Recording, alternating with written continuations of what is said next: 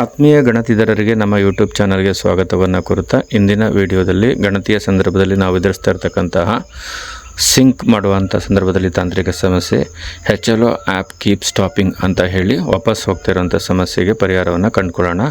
ಈ ಒಂದು ನಿಟ್ಟಿನಲ್ಲಿ ತಾಂತ್ರಿಕ ಟೀಮ್ನವರು ಒಂದು ಲಿಂಕನ್ನು ಕೊಟ್ಟಿದ್ದಾರೆ. ಆ ಲಿಂಕ್ನಲ್ಲಿ ನಾವು ಮಾಹಿತಿಯನ್ನು ಭರ್ತಿ ಮಾಡಿ ಕಳಿಸ್ಬೇಕಾಗಿದೆ. ಸೊ ಏನೆಲ್ಲ ಮಾಹಿತಿಯನ್ನು ಭರ್ತಿ ಮಾಡಬೇಕಾಗಿದೆ ಅನ್ನೋದನ್ನು ಈ ವಿಡಿಯೋದಲ್ಲಿ ನೋಡ್ತಾ ಹೋಗೋಣ. ಎಲ್ಲರಿಗೂ ಮತ್ತೊಮ್ಮೆ ನಮ್ಮ ಯೂಟ್ಯೂಬ್ ಚಾನಲ್ಗೆ ಸುಸ್ವಾಗತವನ್ನು ಕೋರ್ತಾ ಇದ್ದೀನಿ.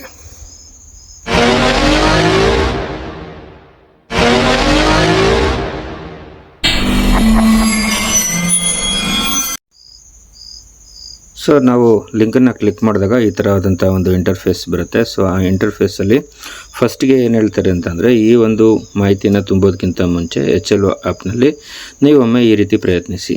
ಸೊ ಒಂದು ಮೆನುಗೆ ಹೋಗಿ ಲಾಗೌಟ್ ಆಗಿ ಆ್ಯಪ್ನ ಕ್ಲೋಸ್ ಮಾಡಿ, ನಂತರ ಆ್ಯಪನ್ನು ಓಪನ್ ಮಾಡಿ ಲಾಗಿನ್ ಆಗಿ.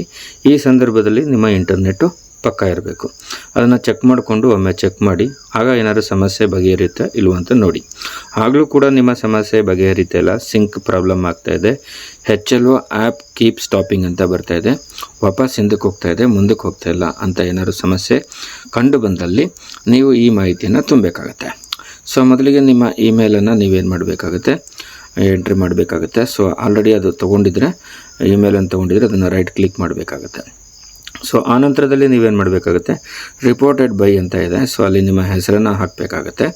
ಸೊ ಅದಾದ ನಂತರ ಯೂಸರ್ ID ಅಂತ ಇದೆ. ಸೊ ಯೂಸರ್ ID ಅಂತ ಅಂದರೆ ನಿಮಗೆ ಒಂದು ನೇಮಕಾತಿ ಪತ್ರವನ್ನು ಕೊಟ್ಟಿದ್ದಾರೆ. ಈ ಒಂದು ಗಣತಿಯನ್ನು ಮಾಡಲಿಕ್ಕೆ ನೇಮಕಾತಿ ಪತ್ರವನ್ನು ಕೊಟ್ಟಿದ್ದಾರೆ.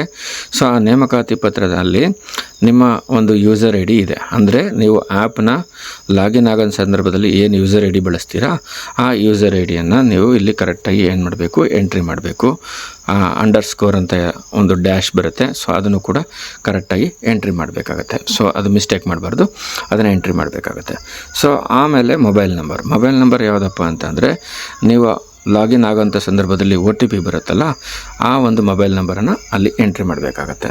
ಸೊ ನೆಕ್ಸ್ಟು ಮೊಬೈಲ್ ಮೇಕ್ ಮತ್ತು ಮಾಡೆಲ್ ಅಂತ ಕೇಳಿದ್ದಾರೆ. ಸೊ ಮೊಬೈಲು ಯಾವ ಕಂಪ್ನಿದು ಮತ್ತು ಯಾವ ಒಂದು ಮಾಡೆಲ್ ಅಂತ ಇದೆ. ಸೊ ಅದನ್ನು ಎಂಟ್ರಿ ಮಾಡಬೇಕಾಗತ್ತೆ. ಸೊ ಅದ್ರ ಜೊತೆಗೆ ಮೊಬೈಲ್ OS ವರ್ಷನ್ ಅಂತ ಇದೆ. ಸೊ ಆಪ್ರೇಟಿಂಗ್ ಸಿಸ್ಟಮ್ ವರ್ಷನ್ ಅಂತ ಇದೆ. ಸೊ ಈ ಮೊಬೈಲ್ ಮೇಕ್ ಮತ್ತು ಮಾಡೆಲ್ ಬಗ್ಗೆ ಮತ್ತು ವರ್ಷನ್ ಬಗ್ಗೆ ತಿಳ್ಕೊಬೇಕು ಅಂದರೆ ನಿಮ್ಮ ಮೊಬೈಲ್ನಲ್ಲೇ ತಿಳ್ಕೊಬೋದು. ಅದು ಹೇಗೆ ಅಂತ ನೋಡೋಣ ಬನ್ನಿ. ಸೊ ವಾಪಸ್ ಬಂದಾಗ ನಿಮ್ಮಲ್ಲಿ ಸೆಟ್ಟಿಂಗ್ಸ್ ಅಂತ ಇರುತ್ತೆ. ಆ ಸೆಟ್ಟಿಂಗ್ಸ್ ಮೇಲೆ ಕ್ಲಿಕ್ ಮಾಡಿ. ಕ್ಲಿಕ್ ಮಾಡಿದಾಗ ಏನಾಗುತ್ತೆ, ಈ ರೀತಿಯಾದಂಥ ಒಂದು ಬರ್ತದೆ. ಸೊ ಇದ್ರ ಕೆಳಗಡೆ ಸ್ಕ್ರಾಲ್ ಮಾಡ್ಕೊಂಡು ಹೋದರೆ ಅಬೌಟ್ ಡಿವೈಸ್ ಅಂತ ಬರುತ್ತೆ. ಸೊ ಡಿವೈಸ್ ಅಂತ ಬಂದಾಗ ಅಲ್ಲಿ ನಿಮಗೆ ಡಿವೈಸ್ ನೇಮ್ ಸಿಗುತ್ತೆ. ಸೊ ಜೊತೆಗೆ ಇಲ್ಲಿ ಮಾಡೆಲ್ ಸಿಗುತ್ತೆ. ಸೊ ಇಲ್ಲಿ ನೋಡಿ CPH 245555 ಅಂತ. ಸೊ ಡಿವೈಸ್ ನೇಮು ಯಾರು ತಯಾರು ಮಾಡಿದವರು ಅದರ ಹೆಸರು ಕೂಡ ಇಲ್ಲಿ ಸಿಗ್ತದೆ. ಸೊ ಇಲ್ಲಿ ಮಾಡೆಲ್ಲು ಸಿಗುತ್ತೆ. ಅದರ ಜೊತೆಗೆ ಈಗಲೇ ಒಂದು ಹೇಳಿಬಿಡ್ತೀನಿ, ರ್ಯಾಮ್ ಅಂತ ಇದೆ 8.00 GB ಅಂತ ಇದೆ. ಸೊ ಇದನ್ನು ಒಂದು ಪೆನ್ನಲ್ಲಿ ಬರ್ಕೊಳ್ಳಿ ಅಥವಾ ಒಂದು ಸ್ಕ್ರೀನ್ಶಾಟ್ನ ತೆಗೆದುಕೊಳ್ಳಿ, ಮುಂದೆ ಇದು ಬೇಕಾಗುತ್ತೆ. ಸೊ ಇದೊಂದು ರ್ಯಾಮನ್ನು ತೊಗೋಬೇಕಾಗುತ್ತೆ. So next operating system Android version ಅಂತ ಕೇಳಿದ್ದಾರೆ. ಸೊ ಆಂಡ್ರಾಯ್ಡ್ ವರ್ಷನ್ 14 ಅಂತ ಇಲ್ಲಿ ಹಾಕಬೇಕಾಗುತ್ತೆ.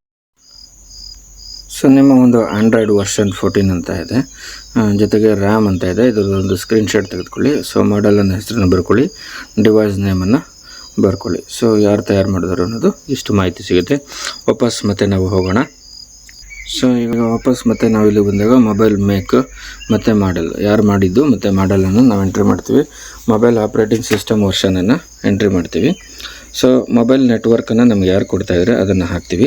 ಸೊ ರ್ಯಾಮ್ ಸೈಜ್ ಅಂತ ಹೇಳಿದೆ, ಆಗಲೇ ನಾನು ತೋರಿಸ್ಕೊಟ್ಟೆ ರ್ಯಾಮ್ ಸೈಜ್ ಏನು ಅಂತ.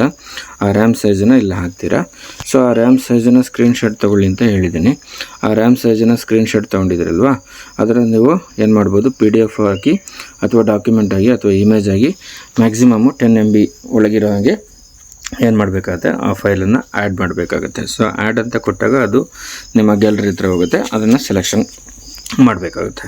ಸೊ ಅದಾದಮೇಲೆ ನಿಮ್ಮ ಮೊಬೈಲ್ನಲ್ಲಿ ಏನು ಇಶ್ಯೂಸ್ ಬರ್ತಾಯಿದೆ, ಏನು ಸಮಸ್ಯೆ ತಲೆದೋರ್ತಾ ಇದೆ, ಸಿಂಕ್ ಮಾಡೋಕ್ಕೆ ಹೋದಾಗ ಸಿಂಕ್ ಆಗ್ತಾಯಿಲ್ವಾ, ಅಥವಾ ಮುಂದಕ್ಕೆ ಮನೆ ಪಟ್ಟಿ ಕಾರ್ಯಾಚರಣೆ ಅಂತ ಕೊಡೋಕೆ ಹೋದಾಗ HLO ಆ್ಯಪಿಂದ ಕೀಪ್ ಸ್ಟಾಪಿಂಗ್ ಅಂತ ವಾಪಸ್ ಬರ್ತಾ ಇದೆಯಾ, ಅಥವಾ ನಿಮಗೆ ಕ್ಯಾಪ್ಚಾ ಬರ್ತಾ ಇಲ್ವಾ, OTP ಬರ್ತಾ ಇಲ್ವಾ, ಏನು ನಿಮ್ಮ ಸಮಸ್ಯೆನ ಎದುರಿಸ್ತಾ ಇದ್ರೆ ನಿಮ್ಮ ಮೊಬೈಲ್ನಲ್ಲಿ ಅದ್ರ ಬಗ್ಗೆ ನೀವೇನು ಮಾಡಬೇಕಾಗುತ್ತೆ, ವೀಡಿಯೋನ ಮಾಡಬೇಕಾಗತ್ತೆ. ಸೊ ಈ ಆ್ಯಪ್ನ ವೀಡಿಯೋ ಮಾಡೋಕ್ಕೆ ಹೋದಂಥ ಸಂದರ್ಭದಲ್ಲಿ ಆ್ಯಪು ನಿಮ್ಮ ಮೊಬೈಲಲ್ಲಿ ವೀಡಿಯೋ ಆಗಲ್ಲ. ಸೊ ಇನ್ನೊಬ್ಬರ ಮೊಬೈಲ್ನ ಸಹಾಯದಿಂದ ನೀವೇನು ಮಾಡಬೇಕಾಗುತ್ತೆ, ವೀಡಿಯೋನ ಮಾಡಿಕೊಂಡು ಆ ವೀಡಿಯೋವನ್ನು ನೀವು ಮ್ಯಾಕ್ಸಿಮಮ್ 10 MB ಇರೋದ್ರೊಳಗೆ ನೀವೇನು ಮಾಡಬೇಕಾಗುತ್ತೆ, ಫೈಲ್ನ ಅಪ್ಲೋಡ್ ಮಾಡಬೇಕಾಗುತ್ತೆ. So upload up to 5 supported files ಅಂತ ಇದೆ, PDF, document, drawing, image or video. So ನಿಮ್ಗೆ ವಿಡಿಯೋ ಮಾಡೋಕ್ಕಾಗಲಿಲ್ಲ ಅಂದರೆ ಅಟ್ಲೀಸ್ಟ್ ಅದ್ರದ್ದು ಫೋಟೋಗಳನ್ನ 5 ಫೋಟೋಗಳನ್ನ ತೆಗೆದು ಇಲ್ಲೇ ಅಪ್ಲೋಡ್ ಮಾಡಿ, ಇಲ್ಲಾಂದರೆ ಒಂದು ಚಿಕ್ಕದಾದಂಥ ಒಂದು ವಿಡಿಯೋವನ್ನು ಮಾಡಿ ಅಪ್ಲೋಡ್ ಮಾಡಿ ಸಬ್ಮಿಟ್ ಅಂತ ಕೊಡಬೇಕಾಗತ್ತೆ. ಸೊ ಮತ್ತೊಮ್ಮೆ ಗಮನಿಸ್ಕೊಳ್ಳೋಣ, ಇಮೇಲನ್ನು ಹಾಕಿದ್ದೀವಿ. ಸೊ ಅದಕ್ಕೆ ರೈಟ್ ಮಾರ್ಕ್ ಹಾಕೋತೀವಿ. ವರದಿ ಮಾಡ್ತಿರೋರು ನಮ್ಮ ಹೆಸರನ್ನು ಹಾಕಿದ್ದೀವಿ. ಸೊ ಬಳಕೆದಾರರ ID, ಸೊ ನಮಗೆ ನೇಮಕಾತಿ ಪತ್ರದಲ್ಲಿ ಅಥವಾ HLO ಆ್ಯಪ್ನಲ್ಲಿ ಏನು ಯೂಸರ್ ID ಹಾಕ್ತೀವಿ ಅದನ್ನು ಹಾಕ್ತೀವಿ. ಮೊಬೈಲ್ ನಂಬರ್, OTP ಬರೋವಂಥ ಮೊಬೈಲ್ ನಂಬರ್, ಮತ್ತು ಮೊಬೈಲ್ ತಯಾರಕರು ಯಾರು ಮತ್ತು ಮಾದರಿಗಳು ಏನು ಅನ್ನೋದನ್ನು ನಾವಿಲ್ಲೇ ಹಾಕ್ತೀವಿ. ಮೊಬೈಲ್ OS ವರ್ಷನ್ ಅಂದರೆ ಆಂಡ್ರಾಯ್ಡ್ ವರ್ಷನ್ ಏನಿದೆ ಅದನ್ನು ಹಾಕ್ತೀವಿ. ಆ್ಯಪಲ್ ಫೋನ್ ಆದರೆ iOS ವರ್ಷನನ್ನು ಹಾಕಬೇಕಾಗತ್ತೆ. ಸೊ ಮೊಬೈಲ್ ನೆಟ್ವರ್ಕ್ ಯಾರು ಪೂರೈಸ್ತಾ ಇದ್ದಾರೆ ಅದನ್ನು ಹಾಕಿ, ಏರ್ಟೆಲ್, BSNL ಮತ್ತು ಯಾವುದಿದೆ ಅದನ್ನು ಹಾಕಿ, ಜಿಯೋ ಹಾಕಿ. ಸೊ ರ್ಯಾಮ್ ಗಾತ್ರವನ್ನು ಈಗಾಗಲೇ ಸೆಟ್ಟಿಂಗ್ಸಲ್ಲಿ ಹೇಗೆ ನೋಡೋದಂತ ತೋರಿಸ್ಕೊಟ್ಟಿದ್ದೀನಿ, ಅದನ್ನು ಎಂಟ್ರಿ ಮಾಡಿ. ಸೊ ರ್ಯಾಮ್ ಗಾತ್ರದ ಲಭ್ಯವಿರುವ ರ್ಯಾಮ್ನ ಸ್ಕ್ರೀನ್ಶಾಟನ್ನು ತೆಗೆದುಕೊಂಡು ಅದನ್ನು ಈ ಫೈಲ್ಗೆ ಸೇರಿಸಬೇಕಾಗತ್ತೆ. ಸಮಸ್ಯೆಯ ಸ್ಕ್ರೀನ್ಶಾಟ್ಗಳನ್ನ ಅಥವಾ ಒಂದು ವಿಡಿಯೋಗಳನ್ನ ನೀವೇನು ಮಾಡಬೇಕಾಗುತ್ತೆ, ಈ ಫೈಲ್ಗೆ ಸೇರಿಸಿ ಸಬ್ಮಿಟ್ ಅಂತ ಕೊಡಬೇಕಾಗತ್ತೆ. ಸೊ ಈ ರೀತಿ ತಮ್ಮ ಒಂದು ಮೊಬೈಲ್ನಲ್ಲಿ ಏನು ಸಮಸ್ಯೆಗಳು ಎದುರಾಗ್ತಾ ಇದ್ದಾವೆ ಆ ಸಮಸ್ಯೆಗಳನ್ನ ಪರಿಹರಿಸೋಕ್ಕೋಸ್ಕರ ತಾಂತ್ರಿಕವಾದಂಥ ಟೀಮ್ ಮಾಹಿತಿಯನ್ನು ಕೇಳಿದೆ, ಮಾಹಿತಿಯನ್ನು ನೀಡಿ ತಮ್ಮ ಸಮಸ್ಯೆಗಳನ್ನ ಬಗೆಹರಿಸ್ಕೊಳ್ಳಿ ಅಂತ ಕೇಳ್ಕೊಳ್ತಾ ಇದ್ದೀನಿ. ಧನ್ಯವಾದಗಳು, ನಮಸ್ಕಾರ.